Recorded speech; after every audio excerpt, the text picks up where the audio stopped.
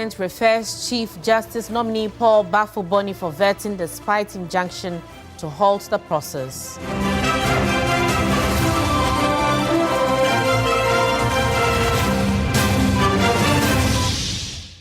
Also coming up, President John Mahama cuts sword for the dualization of the Accra-Cape Coast Road project as part of the Big Push agenda.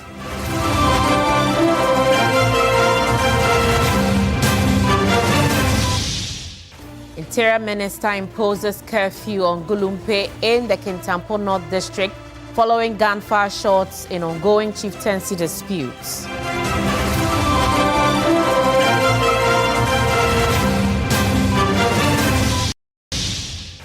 And later in business, the Ministry of Finance hints that the 2026 budget will champion sustained fiscal discipline and robust investment in infrastructure and job creation.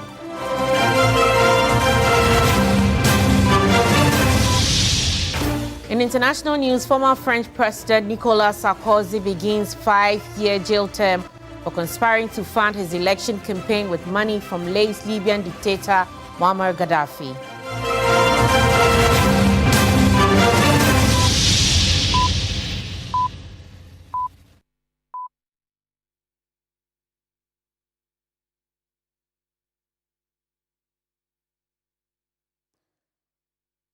We're live around the world on 3news.com. That's our website. We're also streaming on Facebook and on YouTube, and we always love to hear from you, so do send your messages in. In the details this evening, President John Dramani Mahama has assured residents that the Western Regional Hospital will be completed within the next 18 months. The project, which is 25% complete, has halted due to the debt restructuring program after being initiated by the previous administration. The president views this as a responsibility passed on to him and has pledged to complete it along with other stalled projects. Irama Smith has more in the following report.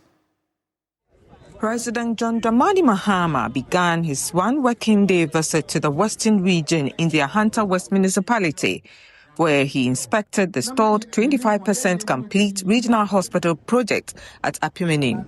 He stated that the goal of such projects is to distribute health facilities more evenly across the country, thereby reducing pressure on existing ones, and assured the public that the 250-bed facility will be completed within the next 18 months. This is informed by thorough engagement with the official creditor committee, leading to the finance ministry beginning the processing of the contractor's certificate. The next stop was at the regional capital, where he inspected the Fionkwanta Regional Hospital expansion project, which aims to convert it into a teaching hospital. This is 45% complete. President Mahama indicated he sees this as a baton passed to him from the previous administration and is committed to finishing it and other stalled projects. He vowed to end the cycle where new government intentionally abandoned projects started by their predecessors. The intention for these projects is to spread out our health facilities so that you don't have too much pressure on only one facility. Fionkwanta has been the main hospital in the whole of the Western region. And so it was necessary to expand it and then also build a second regional hospital at Apimenim. As I said during the campaign period last year, I said that one of the practices that has drawn Ghana back is that when a new government comes, it does not continue the work the previous government was doing. But governance is like a relay race. One government passes the baton to the next. So this is a baton that the previous government passed on to us. So I can assure you that the money that has gone into this building is the money of the Ghanaian taxpayer. And so we're not going to let it go to waste. We're going to continue and finish this project. Western Regional Minister Joseph Nelson was optimistic its completion will improve quality healthcare delivery in the region. His Excellency made a promise during the campaign. And so today we have him here. In fulfillment of that promise, he's come to see these projects that were started by the previous administration. As we all know, this one and others that we're about to see have stalled. But as part of his commitment, he's come to see how this project can progress so that at the end of the day it's completed for the benefit of the people. Irama Smith, TV3 News, 2nd D. And still at the presidency, His Excellency John Dramani Mahama has announced the introduction of a strict weight restriction regime aimed at sanitizing discipline on the road and ensuring roads last for longer periods of existence. At the sword-cutting ceremony for the redevelopment of the Cape Coast Takoradi National Route in Takoradi as part of the Big Push agenda, the president says that consultation will soon commence with transport owners on the introduction in the next budget reading by the finance minister. Here's a report by Komla Kluche. The redevelopment of the Cape Coast Takoradi Road forms part of the National Route 1N1 and the Trans-West African Highway linking Accra to Takoradi, Ghana's key industrial and port hub. The corridor carries more than 90% of freight and passenger movement to the western region and provides access to major tourism destinations such as Cape Coast and Elmina.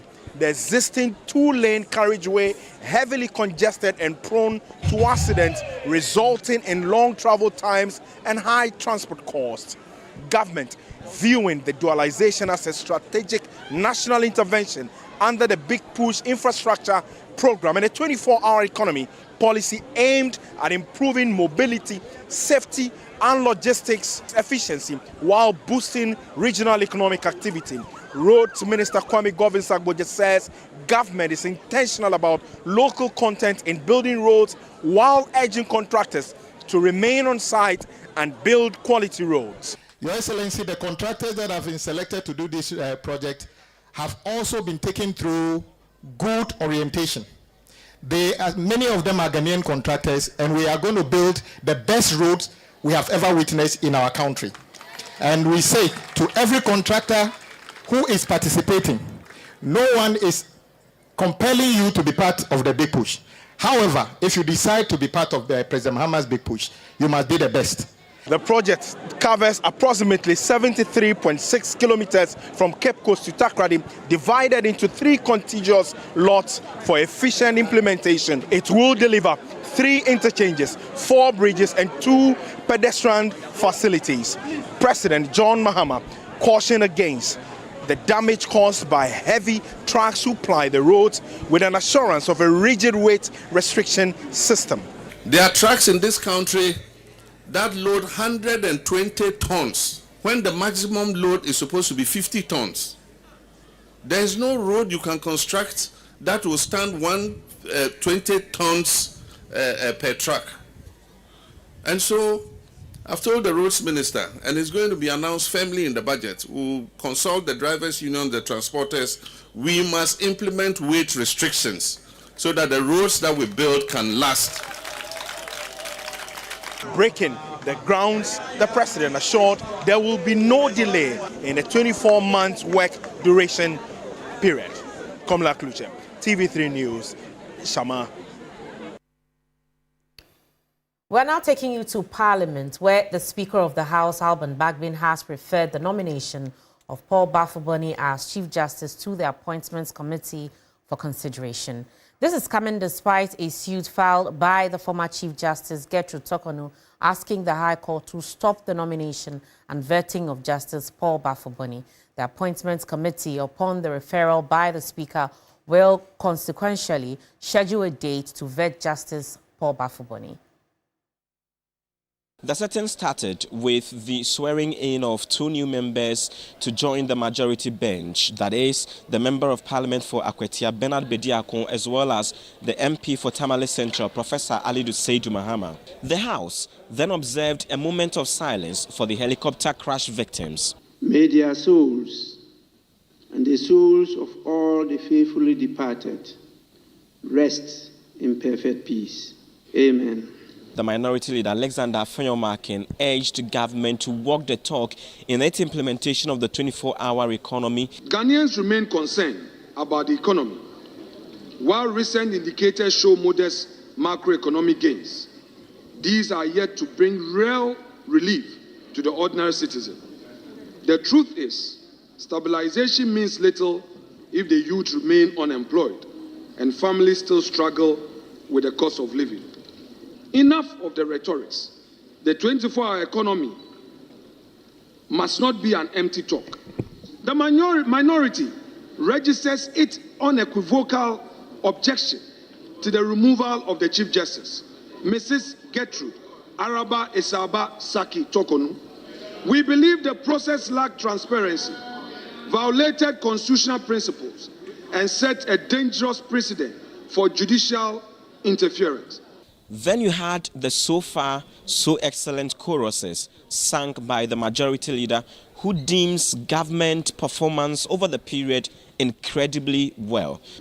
The NPP, which previously had a micro-minority of 88, has had its number shrink further to 87. Mr. Speaker, I believe they are no longer a micro-minority, but a minuscule minority. I'm proud to say that so far, so excellent. The energy sector is doing very well, and electricity has remained on and powering growth. So far, so excellent. The economy is rebounding, and Ghana once again is gaining economic respectability globally. So far, so excellent. Our schools are functioning well, and free SHS is well funded, and we have not experienced any disruption of schools or school calendar in our constituencies. So far, so excellent. Meanwhile, some 10 members of parliament, led by John Ntim Forjo and Samuel Nate George, have reintroduced the Proper Human Sexual Right and Family Values Bill, also known as the Anti-LGBTQ Bill. It is expected that the presentation and the first reading of this bill would be done and then appropriately forwarded to the relevant committee to be considered. Christian Yali, TV3 News, Parliament. Right, and clearly some of us do miss the likes of Alexander Penyomakin and his debate with the majority side led by Mahama Ayariga. So that's what transpired in Parliament the first day after they resumed. But one key issue that came up again was the Speaker's referral of the nomination of Paul Bafuboni, the acting Chief Justice, to the Appointments Committee for consideration and subsequent vetting. So let's take a look at how that also played out in Parliament. Nomination of Chief Justice.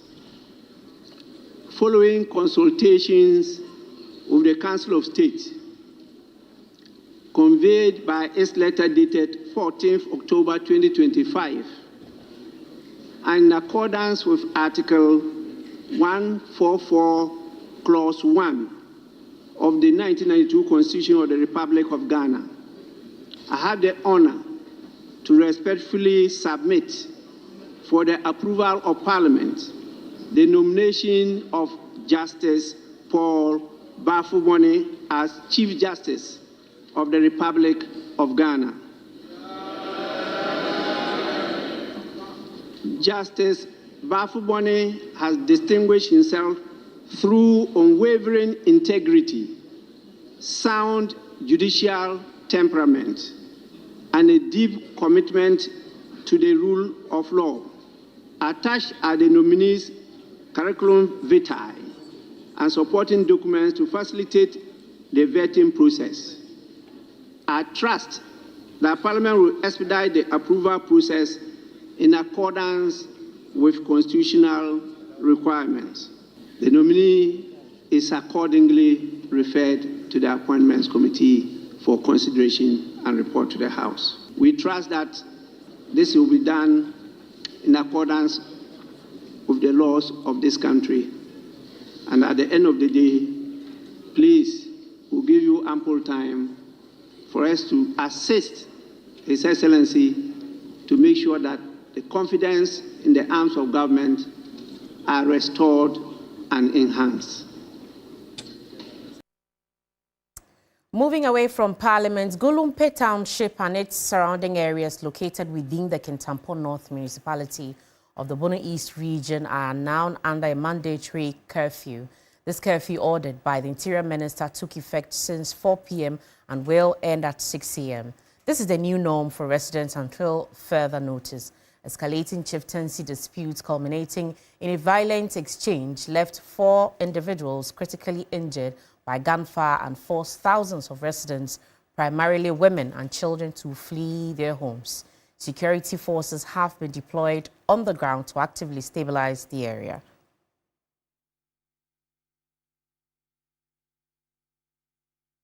Let's go on to Zoom now to speak with our correspondent, Belinda Tete, to give us more on this. Belinda, if you can hear me, good evening.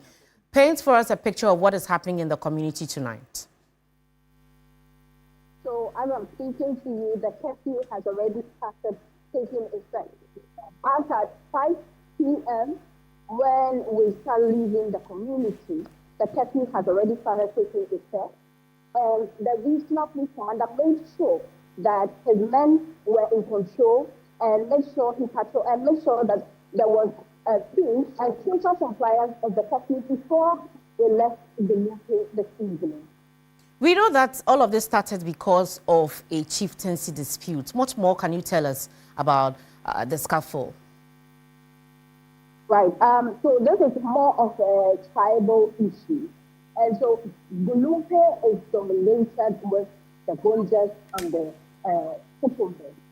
So then HPP started when they were loading a truck of charcoal. So Gulumpe is the point where most of the big trucks come to load their charcoal. And so there was this big truck that came for the loading boys to load the charcoal for them. And so in the process of loading, initially he said there was one group that used to load for him. But after Sunday, when he came, he wanted another group to load for him. But the first group did not understand. And so that was how the banter started. And the first group did not understand that the new group should come in to load. And then, so what started as just a small misunderstanding, oh, I'll load, no, I'll not allow you to load. One person from one group pulled scissors and stabbed another person from the other group. And this person was actually bleeding profusely, and he had to be rushed to the hospital. And so one day, the regional police command and some other army command and some other security personnel had to rush to Gulumpe to make sure calm was restored. But they agreed initially. But this dawn, I have been told that one group, a member of one group, was going to the bush and he was beaten by the other group in the bush. And so he came back to report to the people who didn't understand and decided to retaliate. And so in the retaliation process, they came to the town with guns and firearms and some tools. And in the process, they shot 3 people who are severely wounded and had to be rushed to the Kintampo hospital to be taken care of. So as I'm speaking to you, these other 3 people, in addition to the first person who was stabbed, are currently receiving treatment in Kintampo. Belinda, you try and stay safe out there. We will be expecting more updates on this particular issue from you. Thank you so much. Belinda is our correspondent, bringing us up to date on a chieftaincy dispute in Gulumpe. Still watching News 360 on TV3, and you will know that the last few days has been dominated by conversations of what the Office of the Special Prosecutor has been doing vis-a-vis his prosecutorial processes that he is undertaking to bring in the former finance minister. And one of the key issues that the OSP is standing on has to do with the SML debacle hanging around the neck of the former finance minister. So one of the latest information or the latest twist to the entire tale is that the management of SML, or the managing director specifically, Christian Tetesoti, and former Ghana Revenue Authority Commissioner Isaac Krenzel have sued the special prosecutor and the Attorney General for taking mug shots of them. We'll try and give you specific updates of how all of this played out, but you'd recall that it came out in the middle of last year that a private institution, which is SML, was taking some project or had been given some contract by the then government, which was later found out to have been against our rule books. So let's speak to Dennis Pwaberi Wadam Esquire, who's been following this story for us. He's joined us for a quick chat on what this entire suit must have done to the the process that has already commenced. Dennis, thank you for your time. Good evening. To start with, what do we know about this suit against the OSP and the Attorney General by managers of SML?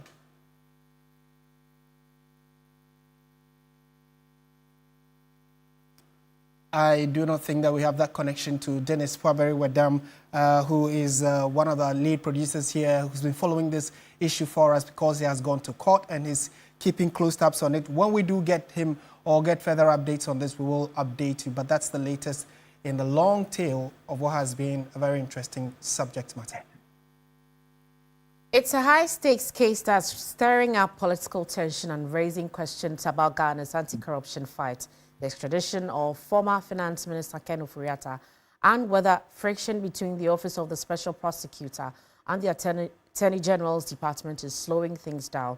Judith Brown has more in this explainer. Leaked documents obtained this week appear to show miscommunication, even confusion between the OSP and the Attorney General's Department over how to handle the extradition paperwork for former Finance Minister Ken Ofori-Atta. Well, at first glance, it looks like classic bureaucratic war. Two key state institutions unable or unwilling to get on the same page at a critical moment. But here's the real story. This may not be about rivalry at all. It may be about timing, procedure, and the extremely complex nature of international extradition. To extradite someone from the US, Ghana must prove that the case is not politically motivated, that the accused will receive a fair trial, and also that all procedural steps have been followed to the letter. Now, sources close to the process say that the OSP has done its part, placing Ofori-Atta on an Interpol red notice and preparing a detailed case. About 30 minutes before this briefing, I triggered processes for the issuance of an Interpol red notice for the location and provisional arrest of Mr. Kenneth Nanaya Ofori-Atta in whichever jurisdiction pending extradition or his surrender. The AJ, for its part, has initiated the formal extradition process. So what's really the problem? The leak suggests gaps in how case files are transmitted and received, a procedural hiccup that's been read by some as obstruction, but could also be a result of misaligned timelines or miscommunication. And that brings us to a bigger issue, perception. The Ghanaian public and international observers are watching keenly. And leaked documents, especially in a politically sensitive case, can easily be interpreted as dysfunction, even if the legal process is still intact behind the scenes. Meanwhile, diplomatic sources in Washington confirm that the FBI and the State Department see no signs of political persecution, a critical green light for any extradition to proceed. So are the OSP and the AJ at odds?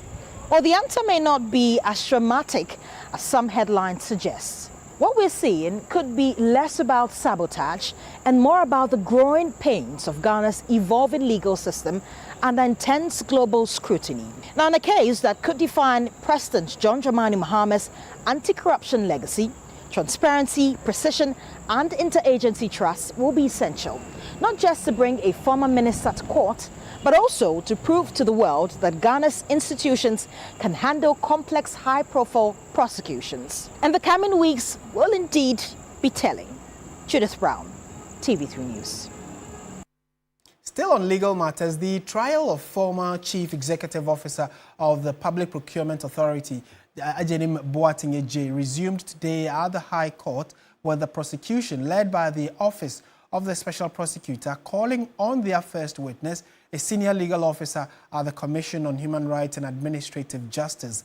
The former PPA boss is facing 8 charges, including using public office for profit and influencing the procurement process to gain an unfair advantage. The prosecution witness, Lambert Lugunia, a member of the investigation team, indicated that the investigation matters of conflict of interest following the contract of sale documentary, which was reported and submitted the 188-page final investigation report titled Decisions to the court. Defense lawyers had raised issues with the authenticity and certification of the reports, which was signed by the Commissioner of Shraj, Joseph Whittle, but the objection was overruled and the documents admitted. The case has been adjourned to Tuesday for continuation of the cross-examination.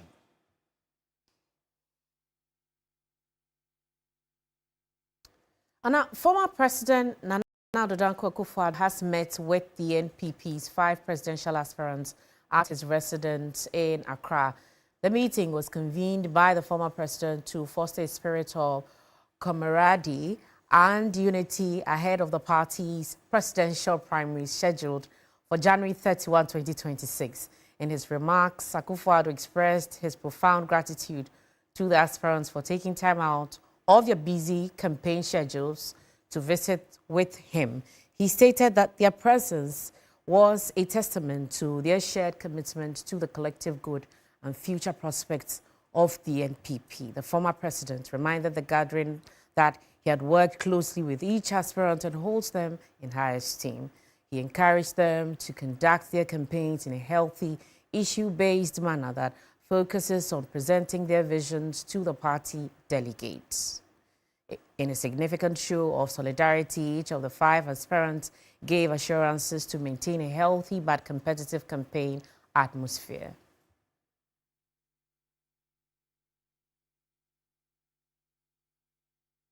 In more news this evening, Ghana's favorite cola brand, Bell Cola, has unveiled a new addition to its beverage lineup, Bell Cola Zero Sugar.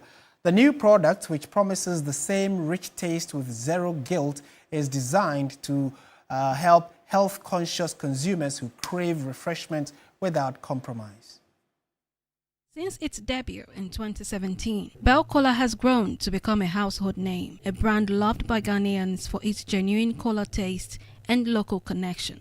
The company is once again leading innovation with the launch of Bell Cola Zero Sugar, a product inspired by growing demand from calorie watchers, fitness enthusiasts, and consumers looking for a healthier lifestyle option. According to the company, the new variant maintains the same great flavor while cutting out the sugar, all backed by full FDA approval to ensure quality and safety. Addressing the media, Head of Marketing, Blochem Industries, Magnus A, highlighted the reason behind the launch of the new product. Some loyal fans have started requesting alternatives or versions of the Bell Cola that can meet their fitness or lifestyle goals. So that was the inspiration behind the innovation. He also added that newer products are being produced and will be launched in the coming months for customers. We are also launching our Bell Malt Original. I would say relaunching our Bell Malt Original because we have refined it to become the best on the market, and so people should watch out for it this November. The new Bell Cola Zero Sugar is already available across major retail outlets nationwide, from Accra to the north. And as the festive season approaches, the company says it's not stopping there, promising even more exciting products under its Squeezed and Belmont lines. So watching News 360 on TV3. Stay with us. Business, sports, entertainment are all coming up.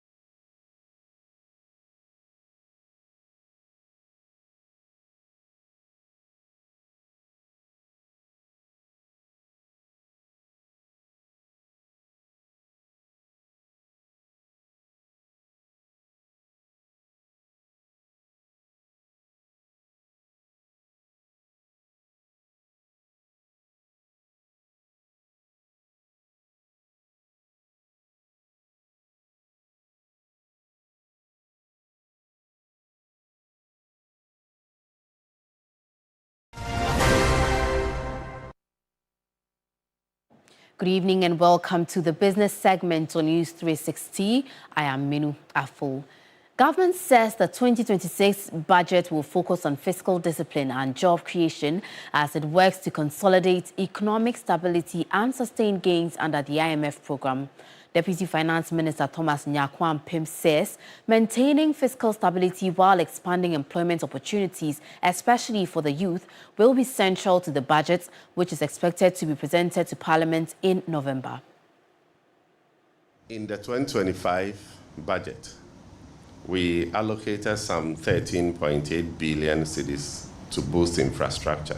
And we have 13.8 billion allocated to road infrastructure, what we call the big push. We know that because of procurement processes, utilization of these funds is low. But His Excellency President Mahama has decided to focus on roads. And so the indication is that 2026, we will more than double the allocation that we had in 2025 so that we can do more on our roads. Away from that, the Importers and Exporters Association of Ghana has criticized commercial banks for failing to align lending rates with the country's improving macroeconomic environment, despite monetary policy rate of 21.5% and inflation rate of 9.4%. Executive Secretary of the association, Samson Asaki Awingobit, called out the banking sector, noting a persistent lag in rate transmission that continues to burden businesses. Samson Asaki Awingobit pointed to the glaring disconnect between the Bank of Ghana's monetary policy rate, lower headline inflation, and higher interest rates. Those who borrowed at 30%, at 28%, because inflation was somewhere 28, thereabout. Now inflation has come from far away from 54 to 28, as to speak, it's 9.4. Prime rate, it has come all the way to 21.5. Why would someone low that he took or she took with the commercial banks at the rate of 28 as interest rate or 30% as interest repayment period is still paying when inflation has even come down to 9.4 and the prime rate has come down to 21.5. In a direct appeal, he urged government to intervene swiftly to compel banks to further reduce their interest rates. I'm inviting the Bank of Ghana into this conversation and the Minister of Finance into this conversation and the President, of course. Are Ghanaians continue servicing their loan vis-a-vis the current prevailing trend, or the loan was locked up at 28, so you still have to be paying your loan repayment? So even this month, by the end of this month, if you have to service your loan, is it coming down to 18, 17%? I have never seen that. Awingobit stressed that without affordable credit, businesses cannot maximize their operations, ultimately delaying the full benefit of Ghana's disinflation success from reaching the real economy. We'll take your attention now to the Bank of Ghana, which is deepening awareness on financial sector fraud as new figures show losses of nearly 100 million cedis recorded in 2024. The central bank made the call at the 2025 Consumer Reporting Officers and Stakeholders Engagement held in Accra under the theme Excellence in Service, Innovation in Delivery, Security and Practice. The Bank of Ghana's 2025 fraud report shows over 16,700 cases were recorded, about 5% higher than in 2023, with an estimated loss of 99 million cedis. According to Second Deputy Governor Matilda Asiedu, a third of these cases involved staff of financial institutions, heightening concerns about internal lapses and weak oversight. Perhaps the most challenging part is that 33% of that fraud was committed by staff. And this is very alarming, and it calls on all of us in compliance, not just in compliance, but even as supervisors, to pay attention. It means that we have to be more intentional about vigilance, about ethics, about discipline, and have stronger internal controls. For his part, Director of the Financial Stability Department, Dr. Kwesi Osei-Yeboah, urged consumer reporting officers and financial institutions to improve on their customer service delivery while ensuring tightened internal controls. The tools we use, the channels we operate through, and the speed at which customers interact with banking services continue to change. Embracing innovation while ensuring no one is left behind is essential to strengthening access and enhancing customer satisfaction.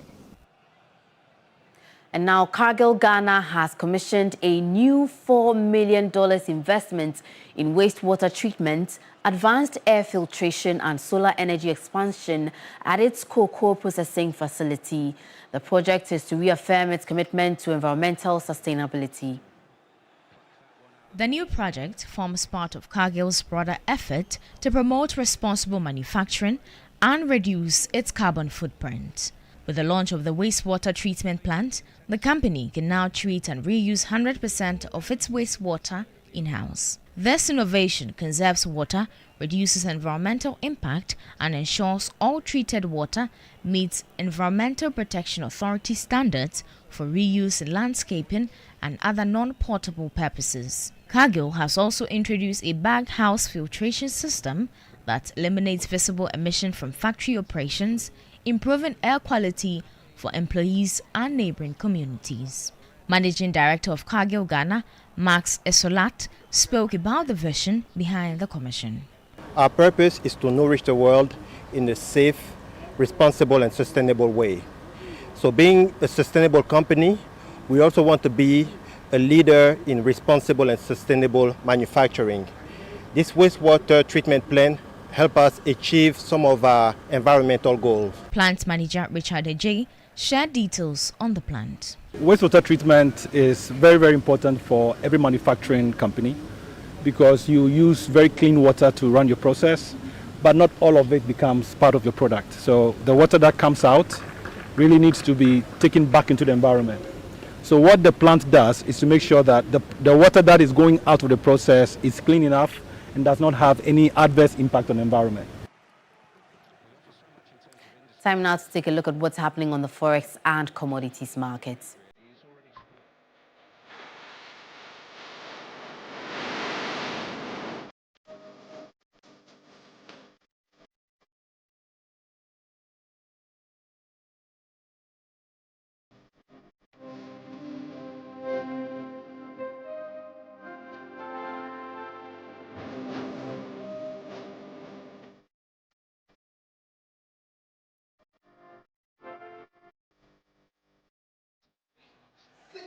Well, that's how we wrap up the business segment. My name is Minu Afu. Stay with us. Sports News is up next.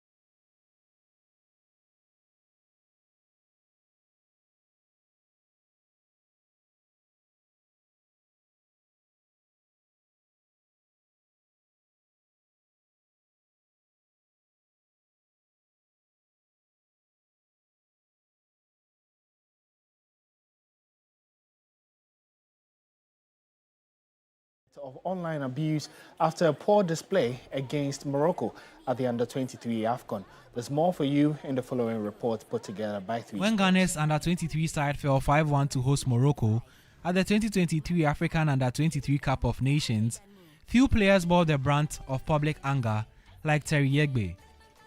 The defender, then 21, endured a torrid evening in Rabat as his mistake led to one of Morocco's goals, and his overall performance drew heavy criticism. What followed was a torrent of abuse. Social media was unrelenting, with fans singling him out as a scapegoat for Ghana's early exit. That night in Rabat could have easily defined his career. Instead, it became a turning point. I think I have come to understand that this is what I signed for, because I've been in that situation after the Under-23 game, after our game against Morocco. It didn't go well for me, and that's not how I want it to be. So it was a really bad game for me. And then the internet, Ghanaians are coming after me and all that. But that was when I learned I have to stay away from social media, focus on something different.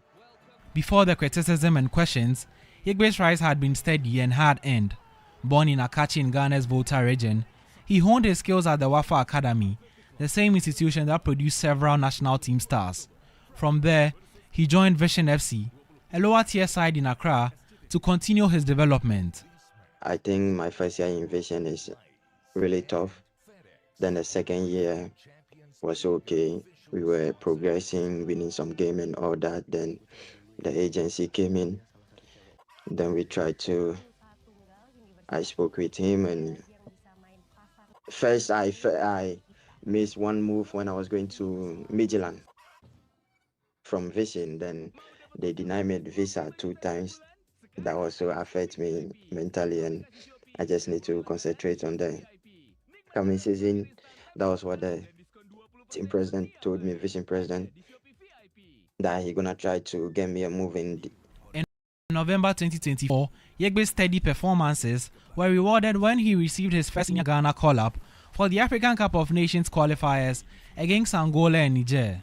I think it was a dream come true for me and my community and my and my family, because being the only player coming from that town or the village, playing for national team under 23 and progressing to the national team is.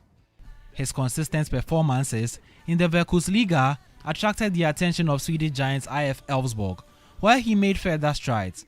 In the summer of 2025, he joined French Ligue 1 club FC Metz, a move he credits to a timely phone call from his agent and advice from close friend Augustin Boache.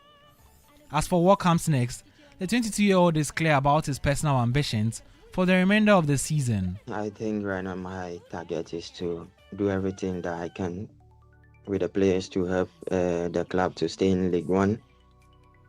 And also my second target, or still my first target, is to be in the national team, maybe in the call-up or be part of the World Cup squad.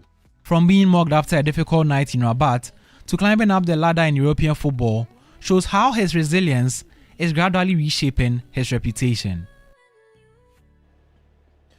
Oh, that was a story on Terry Yegbe. Before we go, just updates in the UEFA Champions League. FC Barcelona beat Olympiacos by 6-1 after Fermin Lopez hat-trick and Marcus Rashford also getting a brace as well. You can get updates on the evening kickoffs, which sees Arsenal face Atletico Madrid, on our social media handles at 3SportsGH. My name is Oreko Ampofo.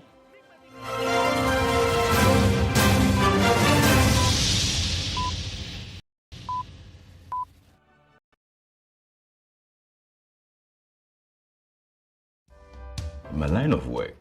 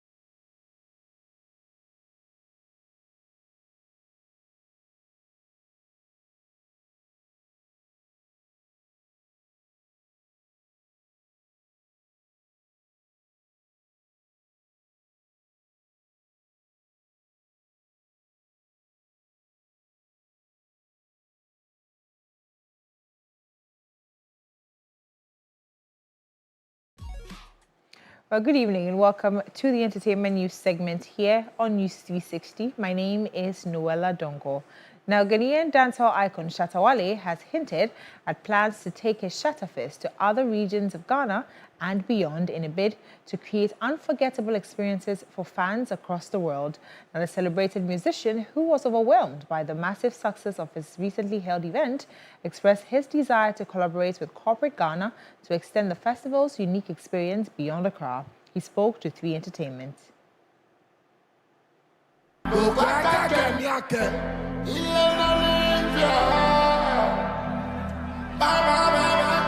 Commenting on the hugely successful event held at Black Star Square in Accra, the award-winning musician Shatta Wale expressed his excitement over the massive turnout and overwhelming support from fans. According to the hitmaker, the energy and love displayed at this year's festival have inspired him to elevate Shatta Fest into a national brand. God, made that happen, and thanks to the fans, like I always say, they've been so, inspirational to me. They've really, motivate me to do stuff like this, and I always want to say God bless the fans and my Shatta movement fans and the whole Ghana. I believe it wasn't only my fans that came, but most Ghanaians also really supported for this thing to happen. The SM boss revealed that plans are already in motion to engage corporate Ghana and potential partners who share his vision of celebrating Ghanaian music and culture on a much larger scale. Shatterfest, is a brand that, we've built, and I believe with a few collaborations like, MTN by Momo and, other, affiliations, we're going to have it every year because we're even thinking about taking it to other regions and, even outside Ghana as well. So it's a great, initiative, and I believe people should just expect more of this. Shatterfest, the musical contest that brings together thousands of fans for a night of electrifying performances, dance and celebration of the Shatta movement brand, has earned rave reviews following the resounding success of its 2025 edition. There's always a call that, corporate Ghana should come on board and support the creative space. What do we need to do to attract the needed funds that we want within the space? Well, I think the discipline, hard work, and how we push the agenda of everything we do. And I think for me to have, a brand like this come on board for me is something that should show that, the corporate body is always ready to support, people like us. I want to keep you on and say, you go get money. Say I go get money. Say I go get money. Well, that's it for the entertainment news segment here on News 360. My name is Noella Donko. Martin, you were enjoying Papa. Yes. We go get money. Big up Shatta Wale. I think he's one of Ghana's finest when it comes to music and performance. Undoubtedly. And on that note, we bring the bulletin to an end. Thank you so much for watching. I am Martin Asiedu-Dartey. And I am Ayisha Yakubu. Have a good evening.